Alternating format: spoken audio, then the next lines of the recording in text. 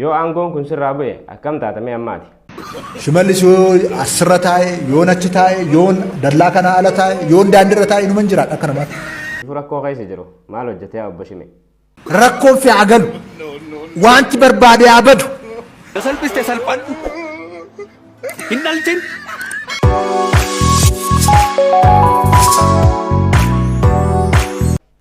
Ashaam hordoftoota fayyaa akkam nagaa fayyaa qabdanii an fayyaan isinii qabaa.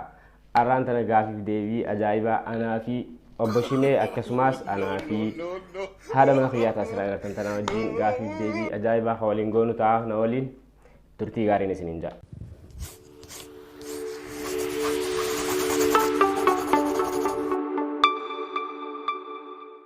Obbo Shimee waa'ee qaala'insa jireenyaa kana akkamitti ilaaltaati? Qaala'insi jireenyaa waan asinitti himu ganaatti fufa. Itti fufa gana. Garaa kaasaa walirraan cinne sitta naqu garaa kaasaa. Na dhageessanii? Waan ati jette numaan dhageessilaa garuu waa'ee jireenyaa kanaan dhaga'uu jibbe malee. Nirmi baafadhaa ganaatti fufa. Kanaafuu akka qaala'insi jireenyaa kun ittiin fufneef maal gochuu qabna ree? Seriously hojjechuu qabna. No matter what. Namni fi rakkoo keessa jiru maal hojjetee obbo Shimee? Rakkoon fi agalu wanti barbaade abadu. Salphiste salphannu hin dhalchin. Boru oo Shimallis maraate maal gootan? Waa takka waan goonuu hin qabnu. Meetummaa waan goonu san nutti migaaree maal haa goonu? Yookaan Amaanuelitti ergitaniitti qabsoo keessanitti fuftu. Kana malee bakka biraa geessuun hin ta'u. Maal goota sanaal? Lakkii barraanis ooyiruu boqqolloo qabdu faa keessa yoo geessan fayyuun oolu jeeti. Ana faana maraattaa? Lakkii si faana maraadhu qobuma kee maraadhu Shimee koo. Garuu yoo maraachuu diddee akka maasi goonu obbo Shimee. Yoon dalibar gochuu baadhee hoo taasottaa nyaallo. Waa'een aangoo kun yaaddoo keessa isin galcha fakkaatti akkami?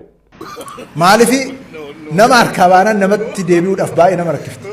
Yoo aangoon kun sirraa bu'e akkam taatamee ammaati? Shimallis yoo asirra taa'e yoon achi taa'e yoon dallaa kana ala taa'e yoon daandiirra taa'e inuma hin jiraadha akka namaatti. Hayyee bakkuma feetee jiraadhuuti amma meena irraa callisi haadha manaan irratti bilbilaa jira.